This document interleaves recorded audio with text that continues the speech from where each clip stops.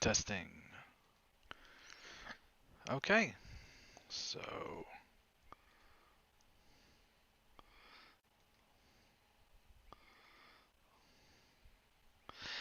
all right, so let's get started. So we're talking about the actual anatomical muscles today. Now these are all going to be composed of skeletal muscle, um, and they're going to be surrounded in a couple layers of connective tissue. Remember, the endomysium surrounds the individual muscle fiber. The perimysium wraps the fascicles together, and then the fascicles are bound to each other by the epimysium. Now, surrounding the epimysium is going to be the deep fascia, and then finally the superficial fascia. All right, so axial and appendicular muscles. These are going to be muscles found in the axial region on the trunk, the neck, and the head, and appendicular muscles um, controlling the upper and the lower limbs. So axial muscles, they have both insertions and origins on the axial skeleton. Now, insertions and origins are points of attachment for muscles. On a muscle, the more movable end is called the insertion, and the less movable end of a muscle is called the origin. So the axial muscles, because they act on the axial skeleton, are going to support and move the head as well as the vertebral column. They'll also function in facial expressions, specifically the muscles in the face, as well as breathing, chewing, and swallowing. They also support and protect the abdominal and pelvic organs. Now, the appendicular muscles are going to control the upper and lower limbs, and their purpose is to produce movement for the body. They control the movements of the pectoral and the pelvic girdles, and they're organized into groups based on their location. So here we see the anterior view of the musculature. On the left is the superficial view, on the right is the deep view. And the reason you need to examine both views is that there are muscles on top of muscles. So on the left, the individual's right, we see the superficial muscles there. You can see the pectoralis major. And the pectoralis major muscles, there's two, a left and a right. Normally, that's what people colloquially or informally call the quote unquote pecs, is the pectoralis major muscles. If you were to remove them, though, you could see under that is the pectoralis minor muscle. Okay, and on our right or the subject's left, we can see the deep muscles. We see the pectoralis minor here. Okay. All right, a couple major muscles, and we'll get to all these individually. Here you see the trapezius muscle. It's easier to see in the posterior view. That's commonly known as the traps. Here we have the deltoid muscle, which is going to abduct the arm. It's going to lift the arm away in the coronal plane. You see the triceps brachii, more easily seen from the posterior view. It's on the back of the brachium. Then you see the biceps brachii, commonly known as the biceps. We also see the brachialis muscle here, all right, which is going to act as a synergist for flexion at the elbow. Over on the torso, we can see the external obliques. And if you look at the deep muscles, you can see the internal obliques, and then deep to that is the transversus abdominis muscle. Those names refer to the direction of the fibers. So the external obliques, the fibers are running obliquely or at an angle, and this is the external layer. Deep to that is the internal obliques, seen here. Okay, the fibers are also running at an angle, and they're going to be deep to the external obliques. And then deep to that is the transversus abdominis, which are the abdominal muscles whose fibers run transversely or across the abdomen. We also see here the rectus abdominis muscles. Okay, the rectus abdominis muscles are your quote-unquote six-pack muscles. And when we perform straight crunches, we're going to be using the rectus abdominal muscles mainly, but we'll also use the obliques to aid that motion. And then as we twist, I'm not sure what the name for that exercise is, but The kind of crunch where you cross over, try and bring your left elbow to your right knee, and then your right elbow to your left knee, that kind of thing. You would be using you'd be using all of these muscles. To perform the crunch, you would be using the rectus abdominis muscles, and then to twist the abdomen or twist the torso to allow that crossover motion, you would be using the internal, external obliques as well as the transverse abdominis. All right, moving on, more major muscles that we can see pretty easily. Distally in the femoral region, you have the quadriceps muscles. There are four of them. The rectus femoris, the vastus lateralis, and the vastus medialis. And then deep to the rectus femoris is the vastus intermedius, which you can see on the deep side. All right.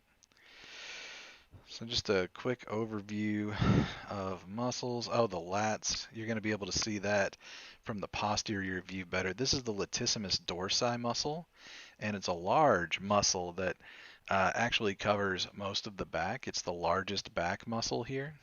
And a lot of people think that the quote-unquote lats or latissimus dorsi muscle is just this muscular lump over here on our side. When you have a large latissimus dorsi muscle, when you have exercised them extensively, you will see this lump over on the side, but that's part of a much larger muscle. All right, up here we see the trapezius muscle, commonly called the traps.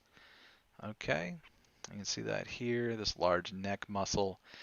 All right, and deep to that on the other side, you can see a number of other muscles such as the splenius capitis, the semispinalis capitis, which is deep to the splenius capitis. And when the semispinalis capitis contracts, it's going to pull the head back. When the splenius capitis muscle contracts, it's also going to pull the head back if it's contracting on both sides at the same time. If you contract only one of the splenius capitis muscles, there's one on the right and one on the left, then it will pull the head back and turn the head or rotate at the neck. Here you can see the levator scapulae muscle, which is going to elevate the scapula. Okay. Here you can see a number of rotator cuff muscles. You have the supraspinatus, the rhomboid.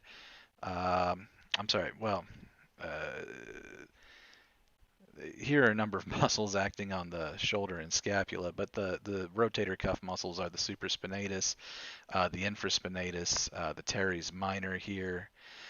Teres major, not technically a rotator cuff muscle. Let's see, what else do we have? Good, a number of muscles here in the back, such as the erector spinae here. It's going to help keep the spine erect.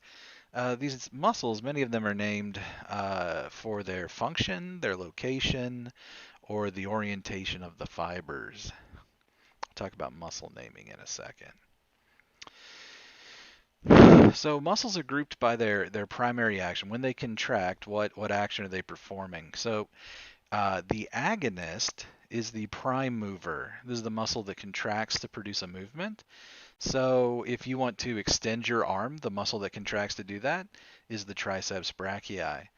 Remember, extension at the elbow is where we increase the angle. So if I have my arm bent at a 90-degree angle and I want to straighten my arm out or reach out, I'm going to increase that angle from 90 degrees to 180.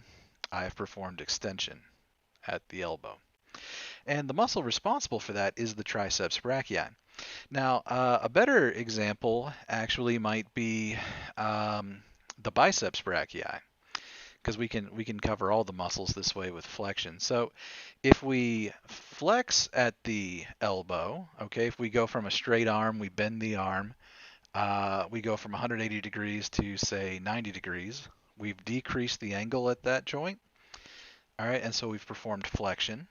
And so when we contract the biceps brachii, we perform flexion.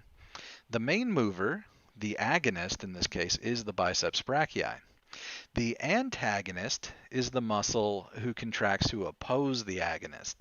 And this helps stabilize the joint when you have muscles on opposite sides contracting.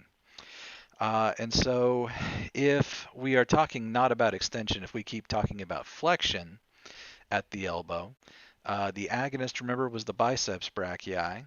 For flexion at the elbow, the antagonist would be the triceps brachii. It's the muscle on the other side that opposes this action.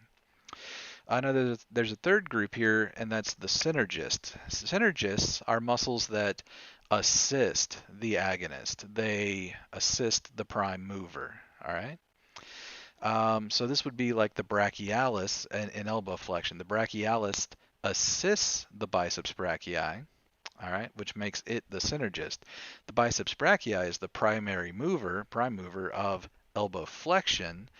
Okay, so it's the agonist, and then the muscle that opposes that action is the triceps brachii, if we're talking about elbow flexion.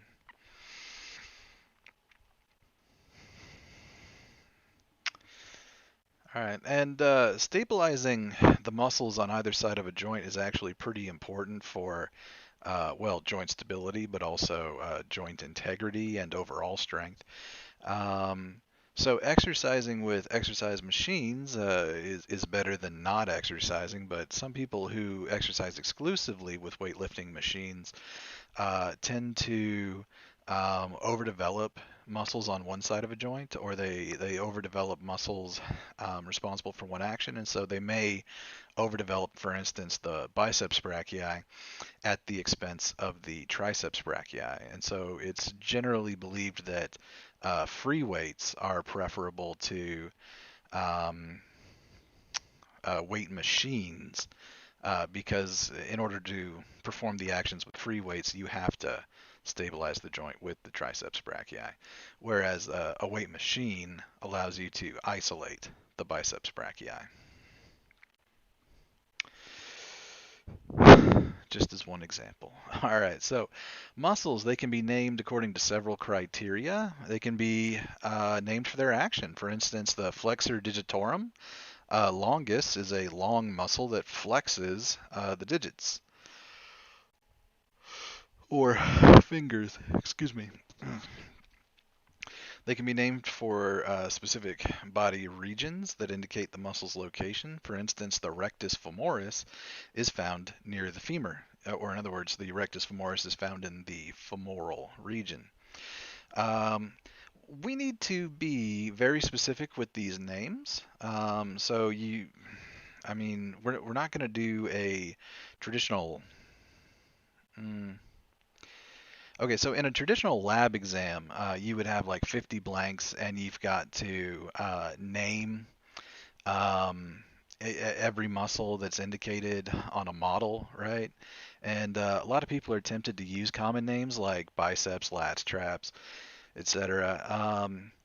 If someone says biceps, I generally know that they're talking about the biceps brachii, but we still need to be specific because there's a biceps brachii in the brachial region, and there's a biceps femoris in the femoral region.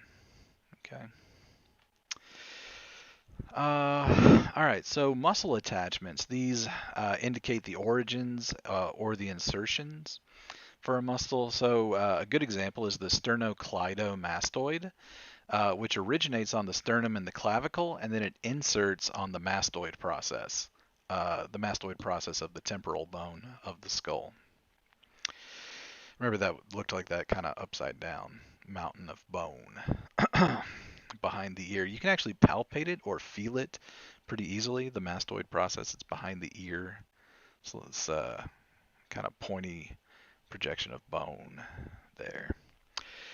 All right, so the orientation of the muscle fibers is another criteria for naming muscles. So we mentioned the rectus abdominis muscles. Rectus means straight, or in other words, straight up and down. The fibers are straight up and down. We also mentioned the transversus abdominis, and that was the deepest layer of abdominal muscle. And the transversus abdominis has muscles that run transversely or horizontally across the abdomen.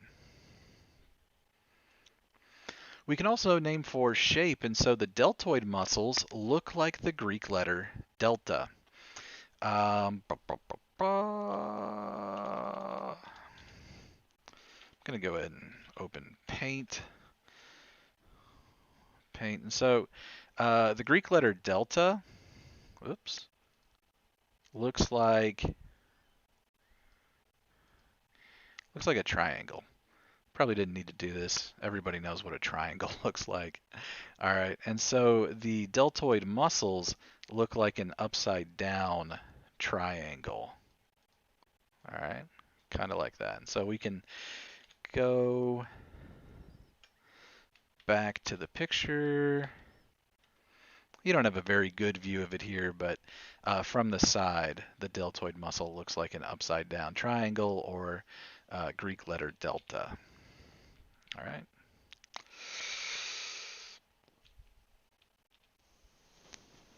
Yes, good. The abductor pollicis longus is a long muscle, hence the name longus. Muscle size is another criteria. So the gluteus maximus is the largest of the buttocks muscles. There are actually three. We have the gluteus maximus, medius, and minimus. And if you could probably guess from those names that the gluteus minimus is the smallest, gluteus maximus is the largest, and gluteus medius is the one in the middle, right? The one that's kind of medium sized. All right. They can also be named for the number of heads. And so the example here is the triceps brachii, which has 3 heads, or the biceps brachii, which has 2 heads. All right. These heads or bellies have multiple attachments. So each head or belly will have an attachment. All right. So intramuscular injections, this is a common route of medication administration, directly injecting into a muscle.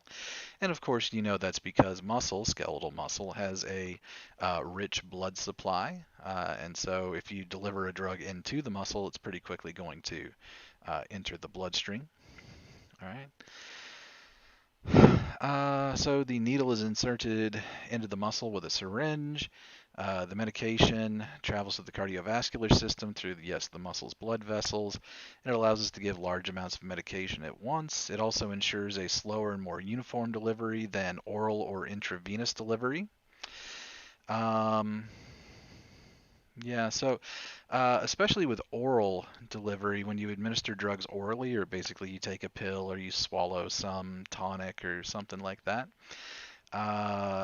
that is absorbed in the gut. First of all, some of it's going to be destroyed in the stomach by the stomach acid, maybe broken down by enzymes in the small intestine. It then gets absorbed through the small intestine.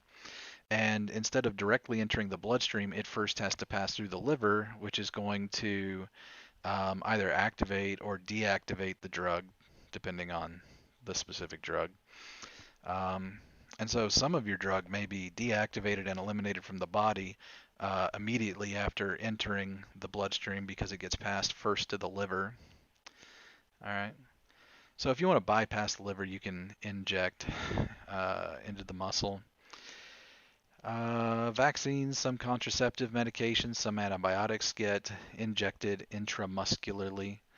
The common sites are the deltoid, your upper shoulder here on the side, your upper brachial region, the gluteal region, the butt, and the quadriceps. All right.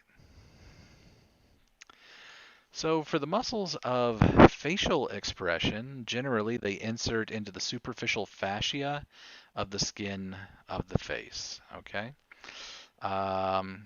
So in other words, facial muscles are unique because they have an origin on the bones of the face, and then they have an insertion that's actually in the fascia of the skin. All right, so they cause the skin to move, which allows us to make facial expressions when they contract, and most of them are going to be innervated by cranial nerve 7, which we will cover in the nervous system unit. The muscles of the forehead, scalp, and eyebrows include the occipitofrontalis muscle. Some textbooks will treat this as if it is one muscle, the occipitofrontalis muscle. And it actually has 2 bellies, known as the frontal belly and the occipital belly. Other textbooks will treat these as separate muscles, the frontalis muscle and the occipitalis muscle. Either way, you know that if we're talking about the occipitofrontalis muscle, there's a frontal belly and an occipital belly, or you can talk about the frontalis muscle and the occipitalis muscle. All right, so next up we have I'm sorry, I maybe need to explain. The frontal belly or the frontalis muscle is going to be found on top of the frontal bone uh, in your forehead, and then the occipitalis or muscle or occipital belly is going to sit on top of the occipital bone at the back of the skull. And they're actually connected to each other through an aponeurosis. Remember, an aponeurosis is it's like a tendon, but it's big, broad, and flat. It's like a sheet, a tendinous sheet. Um, all right, and so this is known as the epicranial neurosis. I'm sorry, the epicranial aponeurosis. All right, and it is an aponeurosis, right? A flat tendinous sheet. Um, and its other name is the Galea aponeurotica. That's the specific name for this aponeurosis. All right. Good. So next up, we have muscles that act on the eyelids. You have the orbicularis oculi. The orbicularis oculi is a round muscle, hence the name orbicularis. Oculi, it's a round muscle that surrounds the eye. All right. And it's responsible for closing the eye. We also have the levator palpebrae muscles superioris. The levator palpebrae superioris muscle sits above the eye and it elevates the upper eyelid. There's also an inferior levator palpebrae muscle, but it's less important, mainly because gravity does a lot of the work of closing the eye. Opening it, though, takes the work of the levator palpebrae muscle. And actually, we talked before about the condition myasthenia gravis, and the levator palpebrae muscle is one of the first muscles affected. And because it's not able to contract, we see people with myasthenia gravis, they often present with droopy eyelids. All right, so then you have muscles that are associated with the nose. The nasalis muscle elevates the corners of the nostrils. It flares the nostrils. And then for muscles associated with the mouth, you have the orbicularis oris. Orbicularis tells you it's an orb-shaped or round muscle. And this one surrounds the oral cavity or the mouth. Okay? And it allows you to close the mouth. It also allows you to pucker the lips and make a kissing motion. All right, so here we can see the epicranial neurosis, also known as the Galea aponeurotica. It connects the frontal belly of the occipitofrontalis to the occipital belly, or some textbooks will refer to this muscle as the as the frontalis muscle.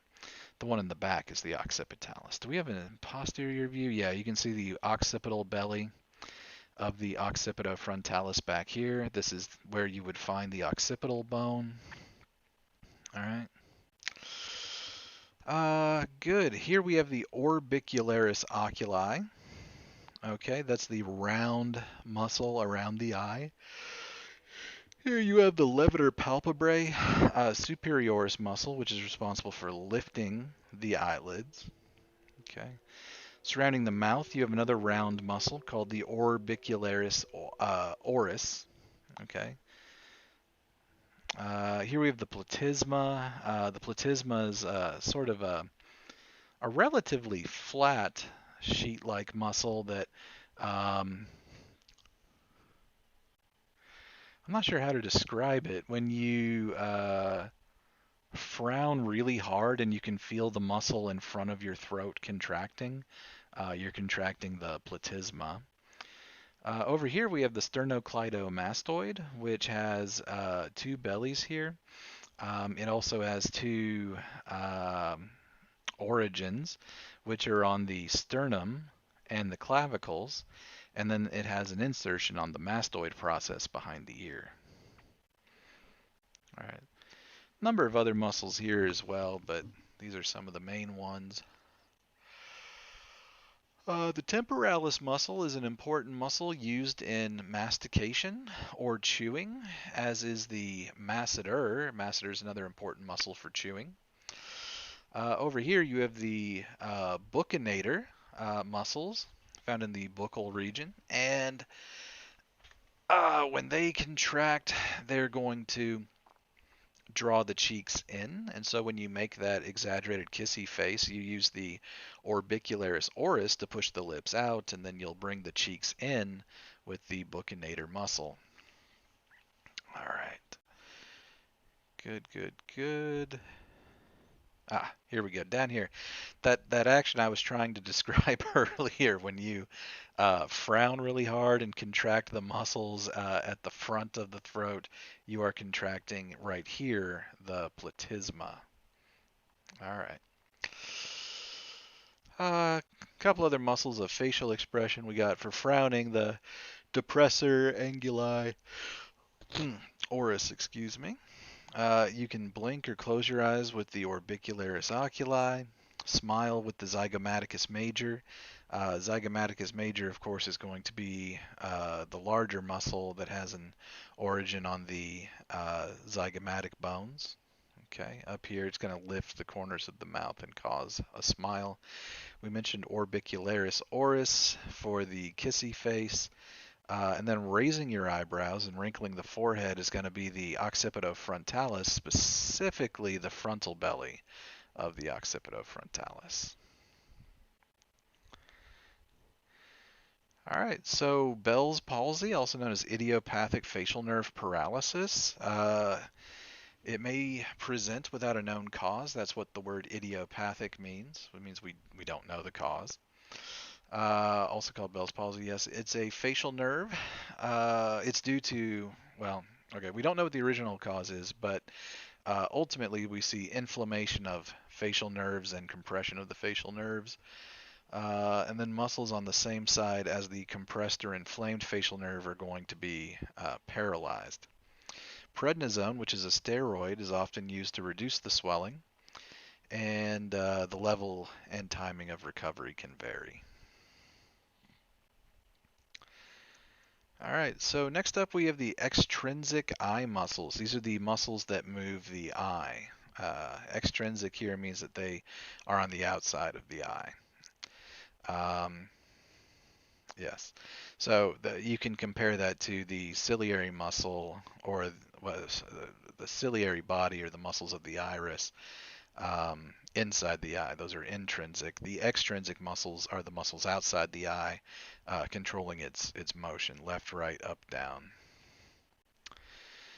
All right, so they insert into the outer surface of the eye, the sclera, and they move it. There's 6 muscles. 4 of them are named rectus, with fibers that are straight, and 2 of them have fibers that are oblique. They run at an angle, so they're named oblique. The medial rectus muscle is going to pull the eye medially, and it's innervated by cranial nerve 3, also known as the oculomotor nerve. Now, we'll get to the cranial nerves in another unit, but the name here, just maybe to help you remember, oculo refers to the eyes, and then motor is moving. Cranial nerve 3 is named oculomotor because it innervates most of the extrinsic muscles, extrinsic eye muscles. All right, then we have the lateral rectus muscle, which pulls the eye laterally, and it's innervated by cranial nerve 7, also known as the abducens muscle. Now, if you rotate the eye laterally, you are going to be abducting the eye, all right, and hence the name abducens nerve, okay?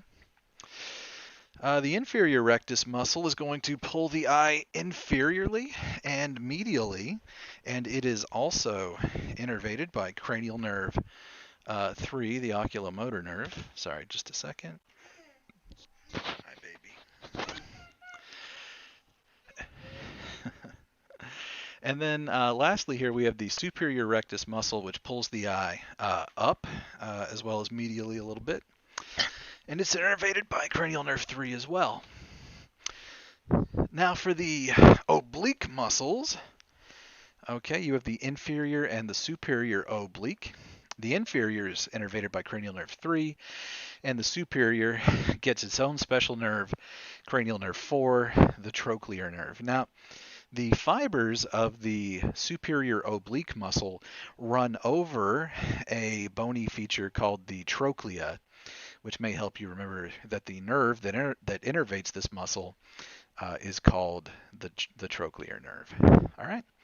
And so here we can see those muscles. You see the lateral rectus muscle, the superior rectus muscle, the inferior rectus muscle, and then you can't see it, but there's a medial rectus as well. All of their fibers run straight. Now, the superior oblique runs over this pulley-like structure called the trochlea, and the inferior oblique just runs at an angle across the eye here. Remember, oblique means at an angle, and rectus means straight. Okay. Now, how these muscles are going to act is, or the actions they produce, is pretty straightforward. So the muscle on the, let's say this is the right side of the eye, when it contracts, it's going to pull the eye laterally, right? If you can picture this muscle shortening, it's going to pull the eye laterally. And if we are rotating it away from the midline, that is abduction. Okay. Now on the opposite side, we can't see it here, but on the opposite side is the medial rectus. And when it contracts, it's going to rotate the eye medially, or adduct it. The inferior rectus muscle, when it contracts, it's going to pull the eye down. That's how you look down. And the superior rectus muscle, when it contracts, it's going to pull the eye up. All right? Rotate the eye superiorly. All right, the oblique muscles, because they run at an angle, are going to rotate the eye. All right, here you can see the medial rectus. All right. And here we have another view of the muscles. Of course, without the eye here, it's easier to see. You got the lateral, the medial, the superior, the inferior rectus muscles, and then you have the oblique muscles as well. The muscles of mastication or chewing we mentioned before are the temporalis and the masseter. Those are the main muscles of chewing. It says here there are 4 paired muscles, meaning there's a right and left temporalis, there's a right and left masseter. So that's 4 muscles in total, and they are innervated by cranial nerve 5, known as the trigeminal nerve. All right. Here we can see again the temporalis and the masseter.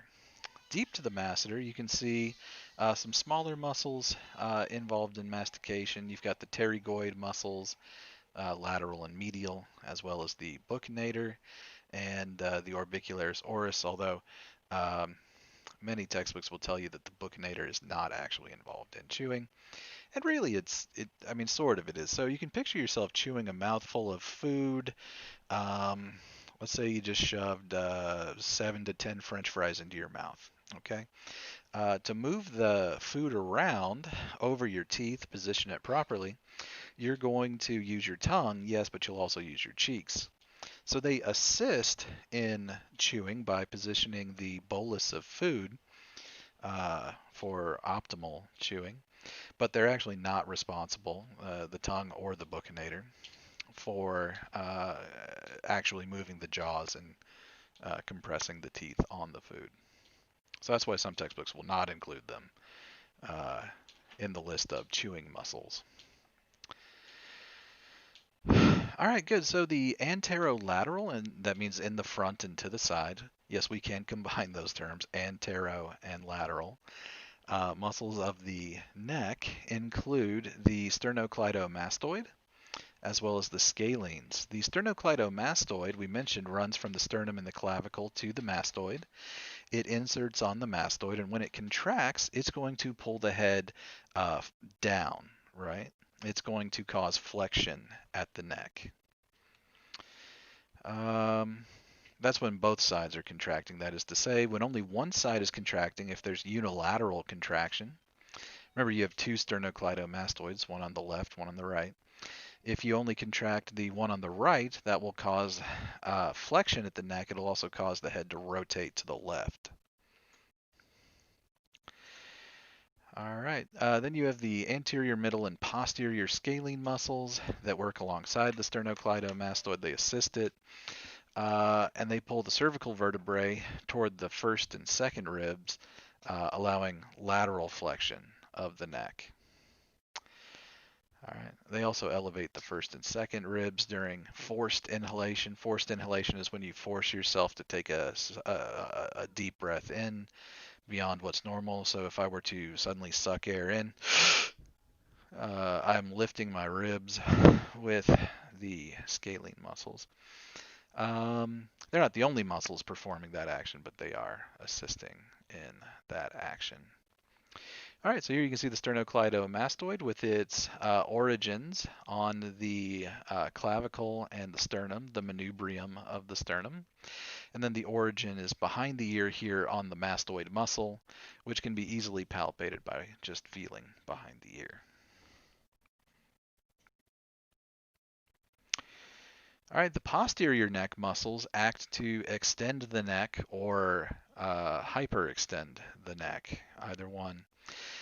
So to bring the head back up, let's say we flexed at the neck, to bring the head back up is extension, and then to pull the head back such that we could look at the ceiling, that is hyperextension at the neck. All right, and so the trapezius muscle is the primary mover. It's that large muscle we talked about called the traps. Sits on your shoulders and your spine there. But we also have the splenius capitis, cervicis, the semispinalis capitis, and the longissimus capitis.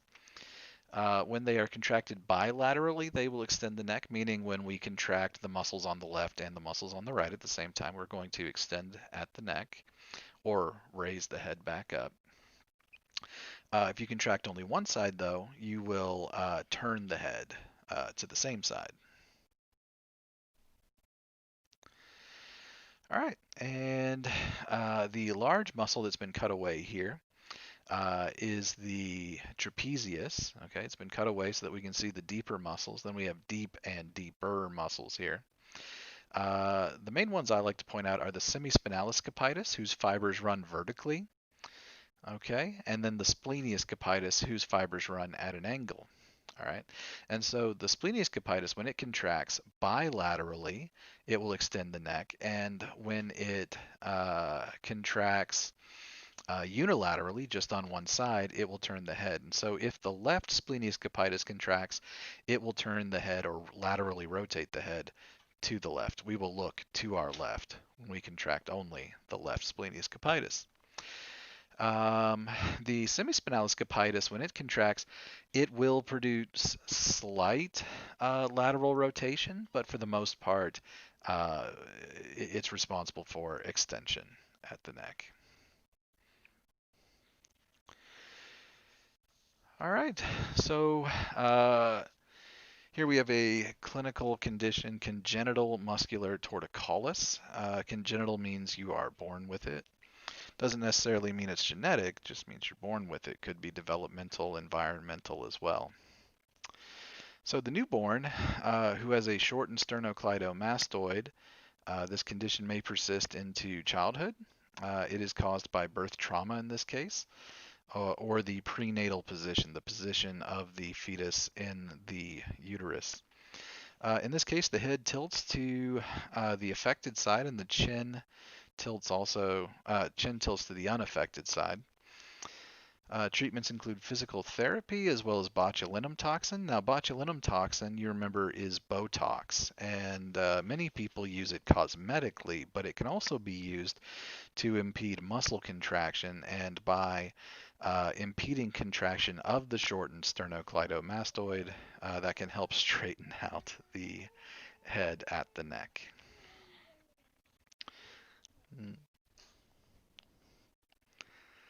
So we also have the erector spinae muscles we pointed out earlier. They help maintain posture, keep the body upright. If they are unilaterally connected, we'll see lateral flexion at the torso toward the same side. So if we contract the right erector spinae muscle, we will flex laterally to the right.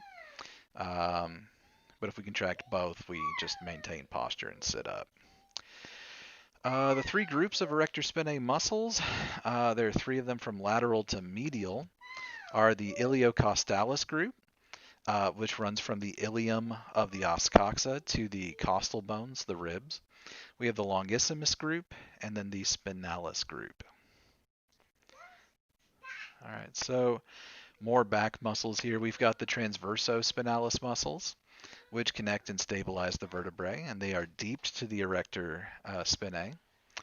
We also have the quadratus lumborum muscles, which extend the vertebral column when they are bilaterally contracted. They laterally flex the column when they are unilaterally contracted, and they're located primarily in the lumbar region, hence the name lumborum. All right, so here we can see the transversospinalis group, okay? And here over here we can see the erector spinae group, okay, the iliocostalis group, the longissimus group, and the spinalis group. All right, so that's it for that slideshow. Those are the axial muscles. Next up, we are going to cover the appendicular muscles. Actually, no, we didn't cover the abdominal muscles. I'm not sure why the slides got cut up this way. All right. Oops, why is this not displaying correctly?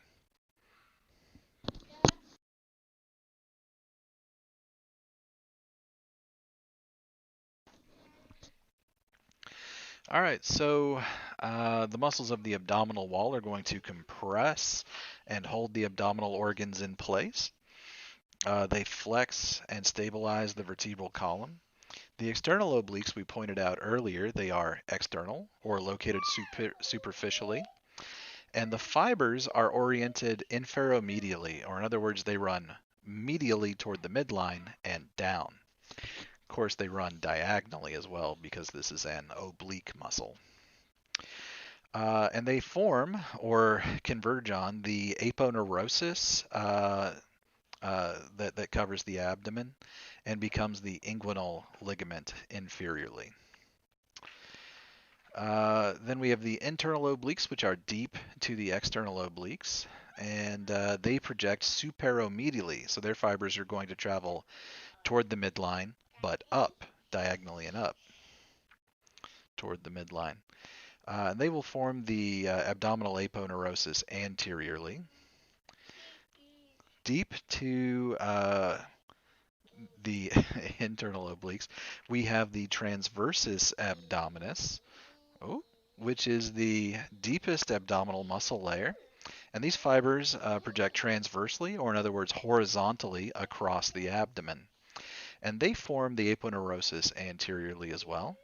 And the next up, we have the rectus abdominis. Now, these are your quote-unquote six-pack muscles, and they are anteromedial in location. And the fibers here, rectus fibers, are going to run vertically, and they are partitioned into four segments by the fibrous tendinous intersections. They are enclosed within a fibrous sleeve called the rectus sheath, which is formed from the aponeuroses of the external and the internal obliques, as well as the transversus abdominis. And the rectus sheaths of the two sides are connected by a fibrous strip known as the linea alba. Sorry, just a second.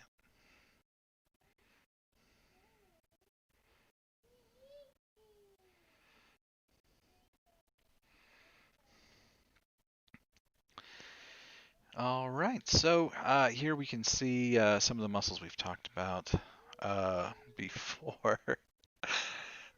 You can see the pectoralis major, the large muscle there, known as the pecs, colloquially, okay, commonly referred to as the pecs. Now, deep to that is the pectoralis minor muscle here, which is another muscle used in inspiration. We mentioned the scalenes before.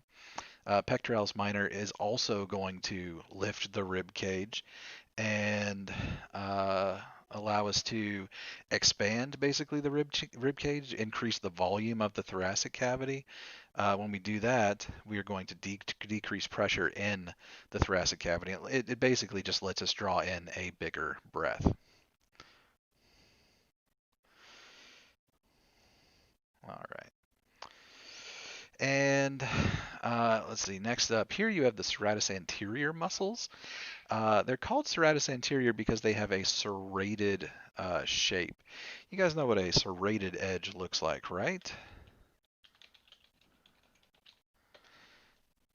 Let's just search this real quick. Get some images. All right, can we get a close-up? A lot of steak knives have serrated edges. Yeah, here you can see the serrated edge on a steak knife, right? All right, so the serratus anterior has a serrated appearance as well. This is the anterior group. There's also a serratus posterior. These muscles you really only ever see on drawings of Superman.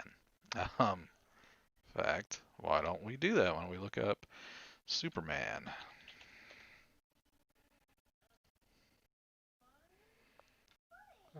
You can see it. You can see the serratus anterior muscles right here. On most people, they are relatively small, and most people do not have the muscle definition to show off the serratus anterior muscles. But on depictions of Superman and Batman, always you can see the serratus anterior muscles. The ones where he's wearing like a cloth suit. No, you can't see it in this picture. You can see it in this one. Yeah, you got the serratus anterior muscles right here. All right.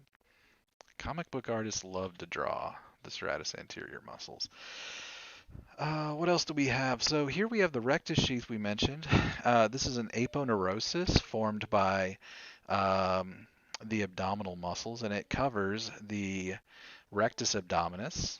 Okay, here. Okay.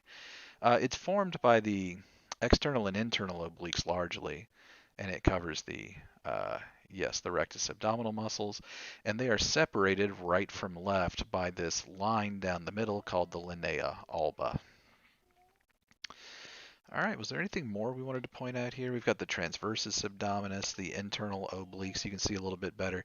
Their fibers run superomedially, the internal obliques. We see inferomedial fibers for the linea. Not the linea, but the external obliques. And then the transversus abdominis, the fibers run transversely or horizontally across the abdomen. All right, we pointed out the pectoralis minor helps to press and protect the scapula. It's deep to the pectoralis major, and it also helps lift the rib cage during forced inspiration, or in other words, when we force ourselves to take a breath in, a deep breath in. Normal breathing in does not require the pectoralis minor or the scalenes. All right, now the serratus anterior we mentioned is that fan-shaped or serrated edge-looking muscles between the ribs and the scapula. They protract and stabilize the scapula. All right, here you can see the pectoralis minor and again the serratus anterior muscles who insert on the ribs. All right. Sorry, let me get some water real quick.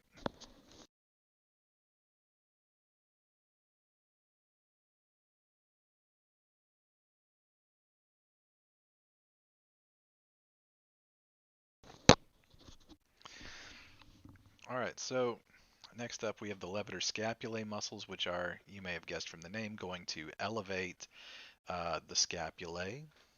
Okay, that's plural of scapula. All right. They attach to the cervical vertebrae and the scapula. They also elevate and inferiorly rotate the scapula. We also have the rhomboid major and minor, which are named major and minor for their shape, not shape, size compared to each other. Major's, of course, bigger. And then we also have the rhomboid part of the name. They have a rhombus shape. You guys know what a rhombus looks like? We can pull that up. We got paint open still. All right, so a rhombus is like somebody pushed over a square. It's also kind of a diamond shape. Like a diamond is a rhombus. It's like someone pushed over a rectangle and now it's leaning. It's a rhombus shape. Then lastly, we have the trapezius. We've pointed out the diamond or fan shaped, well, the diamond shaped muscles that extend from the skull and the vertebral column to the pectoral girdle. They elevate, depress, and retract or rotate the scapulae. And so here we see the trapezius. Yes, this large muscle. It's got kind of a diamond shape if you look at both trapezii muscles. There's a left and a right, of course. The one on the right's been cut away. Deep to that is the levator scapulae, which you can see here is going to elevate the scapula. All right, down here we have the rhomboid minor and rhomboid major muscles, and they're named that because, of course, one's bigger than the other, and then you have that rhombus shape. Okay. All right, and that's going to medially rotate the scapula. All right, good. That's all we need to cover so far. Protractors at the shoulder include the pectoralis minor and the serratus anterior. And then retractors are the trapezius and the rhomboids. Retractors are going to pull the limb back, and protractors will project the limb forward. Okay. So good postures where we see retracted scapulae, they're pulled back, shoulders back. Poor postures where we're kind of slumped forward like that. All right, so elevators working on the scapula. We see here the rhomboid major and minor. When they contract, they're going to pull the scapula medially, but also superiorly. We also have mainly the levator scapulae, which is going to elevate, yes, the scapulae, and the trapezius as well will work to elevate the scapula. Depressing the scapula or pulling it down, but also medially, would be the inferior portion of the trapezius, seen here, and the pectoralis minor, which is on the anterior side. All right, superiorly rotating the scapula, or rotating it basically forward, would be the serratus anterior muscles, seen here, and the trapezius, the upper portion, seen here. Then inferiorly rotating the scapula would be the rhomboid major, rhomboid minor, and the levator scapulae. All right. So there are 11 muscles across the glenohumeral joint that cross the glenohumeral joint and move the humerus. The prime movers of the glenohumeral joint include the latissimus dorsi, or quote-unquote lats. And they're that big, broad, triangular muscle on the back we pointed out earlier. And they are the prime arm extensor. That is extension at the shoulder. They also adduct and medially rotate the arm. The pectoralis major is that thick fan-shaped muscle that people commonly call the pecs, and it's the prime arm flexor. All right. It also adducts and medially rotates the arm. When we say it's the arm flexor, we're talking about at the shoulder joint, not at the elbow here. We also have the triceps brachii, which has long heads that originate on the scapula, and they cross the shoulder joint. They actually extend and adduct the arm, specifically at the elbow. Then we have the biceps brachii, who also has heads that originate on the scapula and cross the shoulder joint. and it assists in flexing the arm. We have the deltoid, which is the prime abductor of the arm. All right. So the anterior fibers will flex and medially rotate the arm. The lateral fibers abduct the arm, and then the posterior fibers of the deltoid extend and laterally rotate the arm. This is maybe significant because the deltoid wraps around the arm from front to back or back to front, however you want to look at that. We also have the coracobrachialis, which flexes and adducts the arm, the teres major, which extends, adducts, and medially rotates the arm. And then we have the rotator cuff muscles, the subscapularis, supraspinatus, infraspinatus, and teres minor. Note, not teres major. All right, so the limbs are organized into compartments that are surrounded by deep fascia. So a compartment houses functionally related muscles. We have an anterior compartment in the arm, which has the flexor muscles, the brachialis and the biceps brachii, for the elbow flexion. We have the posterior compartment, which contains the triceps brachii. All right. Good. So we've talked about these. We also have the brachioradialis we haven't mentioned so far. It's located on the anterolateral forearm. And if you were to contract the muscles of your arm while your arm is straight, and you look at your arm just distal to the elbow, there's this little lump of muscle there, just distal to the elbow. That's where you'll find the brachioradialis. And so we can see that here. We've got the deltoid up top, the biceps brachii in the front. You can see the brachialis is over here, and then the brachioradialis is going to be over here just distal to the elbow, and that's that lump of muscle you see when you look at your arm there. All right, that's going to be in the anatomical position, that's going to be the lateral side. Excuse me. All right, here you can see isolated, we have the biceps brachii with its two heads and its two insertions. Two origins on the scapulae, specifically on the coracoid process here. Deep to that, you find the brachialis muscle, which inserts on the ulna. Okay, the biceps brachii is going to insert on the radius. The brachialis inserts on the ulna. All right, and so when these muscles contract to perform flexion at the elbow, they are pulling biceps brachii on the radius and brachialis on the ulna, pulling on those muscles or those bones.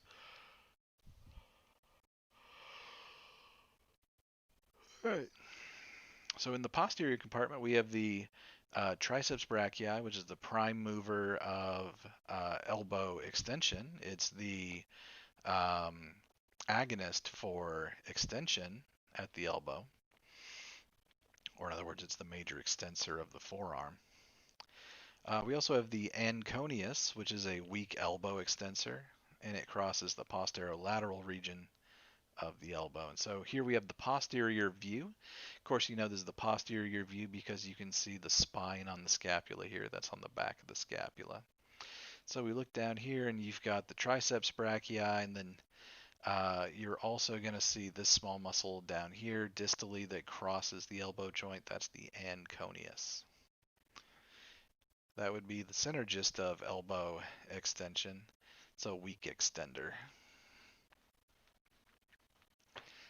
So the muscles in the forearm that act on the elbow joint are the pronator teres and the pronator quadratus. They're going to rotate the radius across the ulna, and they're going to pronate the forearm. Remember, supination is a motion where we turn basically the forearm such that the palms are facing up. And pronation, in this case, is going to be where we turn the forearm such that the palms are facing down. All right, so the pronator teres and pronator quadratus, they rotate across the radius to allow pronation, basically turning the palms down. And then the supinator is going to supinate the forearm, or basically turn the forearm such that the palms are facing up. All right, next up, did we not have a picture of those? We don't. Okay. Muscles that move the hip and joint or thigh. Alright, so the thigh muscles are bound by the fascia lata, which are the deep fascia that partitions them into their compartments. You have an anterior, a medial, and a posterior compartment in the thigh. So the anterior compartment is going to extend the knee or flex the thigh, right? So if you were going to raise your knee, all right, let's see. If you were going to lift your leg, basically kick straight up, all right, that would be performed by anterior compartment muscles. And if you were going to lift your foot off the ground, okay, flex at the, no, okay, extend your knee. Sorry, I'm trying to think this out. Extend your knee, okay, if you want to kick forward, flex at the thigh. Yeah, if you just want to kick straight up, that's going to be done by the anterior compartment muscles. All right. Then you have the medial compartment muscles, which are going to adduct the thigh. I think that's pretty obvious. The muscles on the medial side, when they contract, they're going to pull the thigh medially and therefore adduct it. The lateral compartment, when they contract, they're going to pull the thigh away from the midline and therefore abduct the thigh. And then the posterior compartment muscles are going to flex the knee and extend the thigh. So if we wanted to, if we wanted to lift one foot off the ground there, we would be using the posterior compartment muscles, the hamstrings to flex at the knee, and then to pull the leg back or straighten it out, that would be performed with the gluteal muscles. All right, so the muscles that attach to the anterior thigh proximally are the iliopsoas group, which is composed of the psoas major and the iliacus. And they run from the lumbar vertebrae and the ilium to the femur, and they flex the hip joint. Let's go ahead and take a look at a picture here. So here you see the psoas minor, major, and the iliacus. Okay, they are originating on the iliac region of the os coxa, as well as the vertebrae here in the case of the psoas muscles. Then they insert on the proximal femur. And as you can imagine, when you contract these muscles, you're going to lift the femur. All right, you're going to perform flexion at the hip joint, which is what would happen if you lift the thigh or basically kicked straight up. All right. All right, so that's going to be the psoas muscles. The iliopsoas group covers all of these muscles. Then you have the medial compartment here, which is composed of the adductor muscles, the gracilis, the adductor magnus. There's an adductor longus, and then an adductor brevis as well. Many of them have adductor in the name, although not all of them, the gracilis and the magnus as well. But when they contract, you can imagine that's going to pull the thigh, pull the femur medially, okay, and therefore adduct the thigh. All right, good. So we covered that. The posterior group includes the gluteus maximus, the medius, and the minimus, the three gluteal muscles that are named for their size: maximus, medius, and minimus. Maximus is the prime extensor. It's the largest of the three, and it pulls the leg straight back. And so if you were to swing your leg backwards, you would be using mainly the gluteus maximus muscle. All right, so let's say you kick forward. That was with the iliopsoas group, and then to bring your leg back into place to extend at the hip, you would be performing, you would be using the gluteus maximus mainly. Gluteus medius will also help. Gluteus minimus will provides some assistance, but it's smaller and not ideally located for extension at the hip.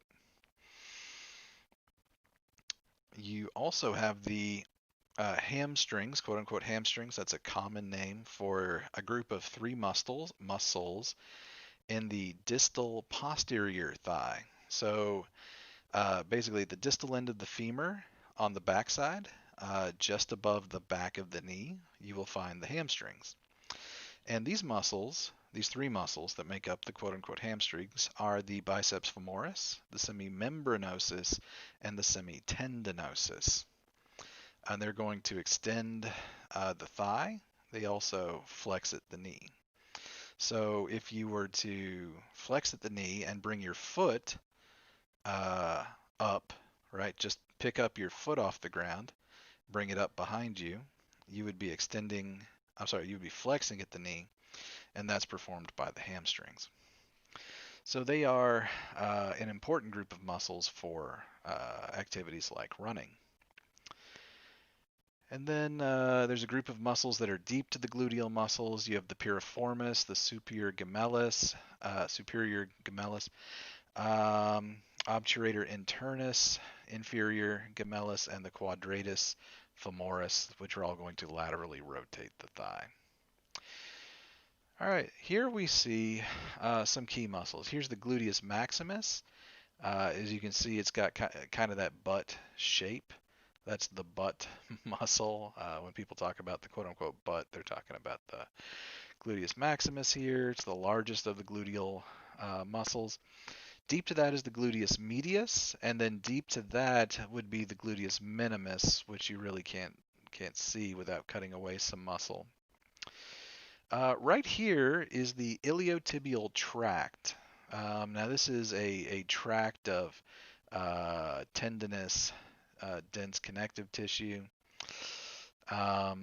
It's basically a large tendon, and it comes from the convergence of the gluteus maximus and the tensor fasciae latae. These two muscles converge on the ITB or iliotibial tract. For some athletes, especially runners, ITB injuries are somewhat common. Iliotibial tract injuries are somewhat common, but that can be overcome with specific stretches. Good. Anything more here? No, let's keep going. Okay, so next up we have the thigh's anterior compartment, which includes the quadriceps, also called the quadriceps femoris, and the sartorius. Now, people frequently talk about their quads or quadriceps, and what we're talking about here is the quadriceps femoris, which is actually a group of four muscles that converge on the same tendon. And these four muscles are named the rectus femoris, vastus lateralis, vastus medialis, and the vastus intermedius. The main one is the rectus femoris, and then you're going to find the others are named for their location. Pretty easy to spot. All right. They all pull on the quadriceps tendon, which converges on the patella, or, well, the patella actually grows in the middle of the quadriceps tendon. And then beyond the patella, it's known as the patellar ligament, which attaches to the tibia. We also have the sartorius. Now, the sartorius is the longest muscle in the body, and it's going to flex and laterally rotate the thigh. So when you lift your leg to, cross your leg, you're sitting, you want to cross your legs, you're going to use mainly the sartorius muscle. The name sartorius means presence of a tailor, and tailors in the old days would sit on the ground in a position they now call crisscross applesauce in kindergarten. All right, so here we have the quadriceps femoris muscles, which includes the rectus femoris, which is in the center here. You also have the vastus lateralis, the vastus medialis, and then deep to the rectus femoris in the middle is the vastus intermedius.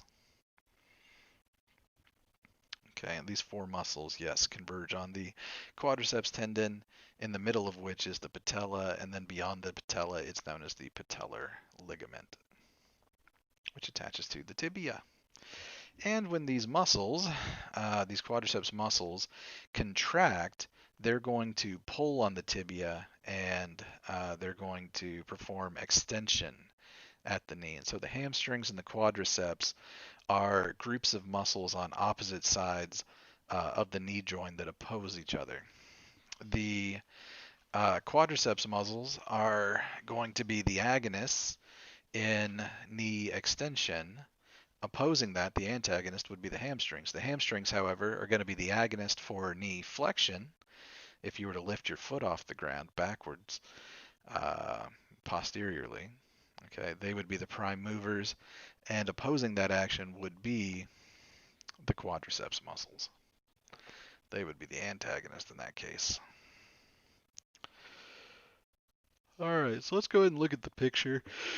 Here's the posterior side. You know it's the back side because there's the gluteus maximus right there. We skip on down behind or above the knee is going to be the three hamstring muscles. You have the semimembranosus, the semitendinosus, and then over here is the biceps femoris, which has two heads. The biceps femoris is located laterally, and then that leaves us with two other hamstring muscles to remember. The semitendinosus is superior to the semimembranosus, but the easier way to remember, the way I remembered it as a student, is that the semimembranosus is medial to the semitendinosus. So if you can identify these two muscles, you know one's the semimembranosus, one's the semitendinosus. I just remembered when I was a student that the membranosus is medial to the tendinosus. All right, good. So we see all this. Now we are moving down into the leg proper, or the lower portion of the lower limb, the sural and crural regions. Okay. All right, so here we see the gastrocnemius. This is the large muscle in the, sural region. Okay, this is also commonly called the calf muscle, but again, calf muscle is not the right name. Gastrocnemius is. And deep to the gastrocnemius is the soleus. All right, and so these muscles are going to be responsible for plantar flexion of the foot. They will also, especially the gastrocnemius, flex the leg at the knee. Now, the triceps surae is a name for the group that contains the gastrocnemius and the soleus. And so we said before that if you just use the term biceps, somebody, me probably, is going to ask you, well, wait, are you talking about the biceps brachialis or the biceps femoris? Same with triceps. If you're talking about the triceps brachii, or if you're talking about the triceps surae, So, not just triceps. We've got to be specific. Triceps brachii or triceps surae. Triceps surae are in the sural region, which is the calf region. And they are going to attach to the calcaneus, which you remember is the heel bone, and they form the calcaneal tendon. Now, the calcaneal tendon is commonly referred to as the Achilles tendon. Actually, a lot of people call it the Achilles heel, which is just flat wrong. But the Achilles tendon is the common name for the calcaneal tendon. All right. And so some of these names for some reason have been cut out of this picture, but the large calf muscle here, superficial, is the gastrocnemius, and deep to that is the soleus. The gastrocnemius is much larger than the soleus. All right, and that's good. Together, these two muscles form the muscle group triceps surae. Triceps, three-headed muscle of the sural region. And they're going to converge right here on the calcaneal tendon, which inserts on the calcaneus. Now, we said that these muscles are responsible for plantar flexion, and plantar flexion is in other words, standing on your tippy toes, right? And so if you were to bring the foot down, bring it away from the shin, all right, that's plantar flexion, and that happens when these muscles, the gastrocnemius and the soleus, contract. And so these muscles are also very important for running, the triceps surae. Here we have another view, the gastrocnemius. It has two heads. Maybe I wasn't clear about that. It has two heads, and then the soleus has one, and so that's why it's the triceps surae, the three-headed muscle of the sural region. Gastrocnemius has two heads, soleus has one. All right. Good, good, good. So when they contract, their main action is, yeah, plantar flexion, but they also help extend at the knee. All right. Well, that's it for the major muscles of the body. Of course, there are more, but time just does not permit us to cover all of them. If you have any questions, as always, please feel free to email me.